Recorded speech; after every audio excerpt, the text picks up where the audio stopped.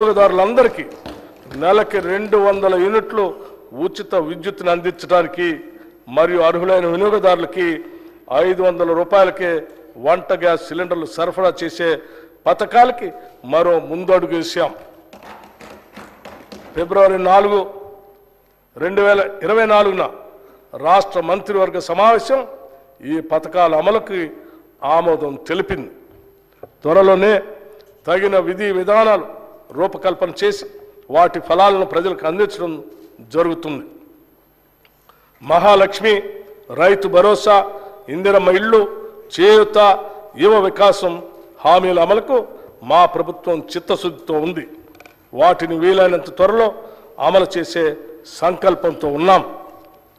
ఈ బడ్జెట్లో ఈ పథకాల అమలుకి 53,196 కోట్ల రూపాయలు ప్రతిపాదించడం జరిగింది.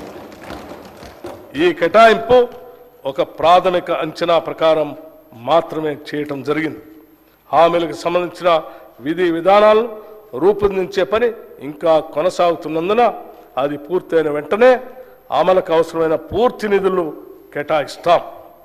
ఎన్నికల ప్రణాళికలో చెప్పిన ప్రతి హామీని నెరవేర్చేందుకు కృతనిశ్చయంతో ఉన్నాం.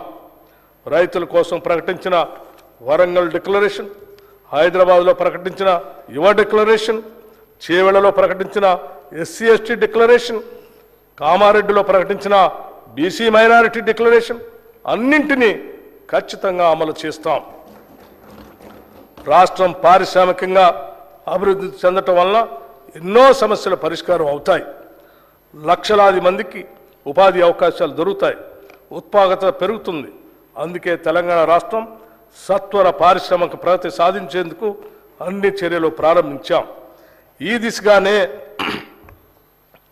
గౌరవ ముఖ్యమంత్రి శ్రీ రేవంత్ రెడ్డి గారు మరియు మన ఐటీ పరిశ్రమల శాఖ మార్చులు శ్రీ దుద్దిళ్ల శ్రీధర్ బాబు గారు ఇటీవల స్విట్జర్లాండ్లోని దావోస్లో జరిగిన వరల్డ్ ఎకనామిక్ ఫోరం వార్షిక సమావేశంలో పాల్గొన్నారు.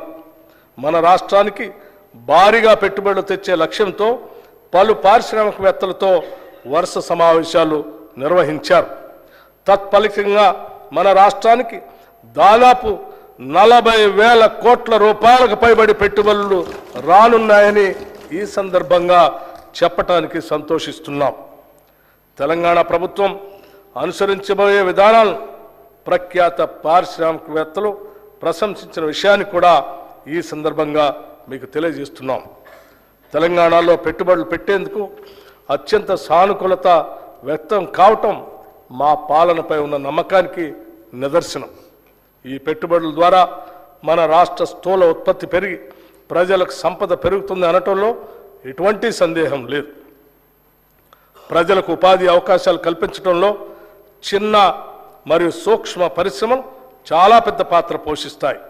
దాన్ని దృష్టిలో పెట్టుకుని చిన్న మరియు సూక్ష్మ సంస్థలు స్థాపించడానికి వీలుగా క్లస్టర్లని అభివృద్ధి చేస్తాం. రాష్ట్ర నిధులతో పాటు కేంద్ర ప్రభుత్వ micro small enterprises cluster development program పథకం ద్వారా కూడా దీనికి అవసరమైన నిధులు సమీకరిస్తాం.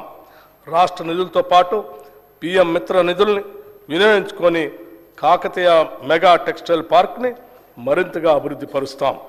ప్రభుత్వం తరఫున 2 లెదర్ పార్కులను కూడా ఏర్పాటు చేయబోతున్నాం. పారిశ్రామిక అభివృద్ధి అనేది ఒక చోట కేంద్రీకృతం అయినప్పుడు ప్రాంతీయ ఆర్థిక అసమానతలు తలెత్తుతాయి.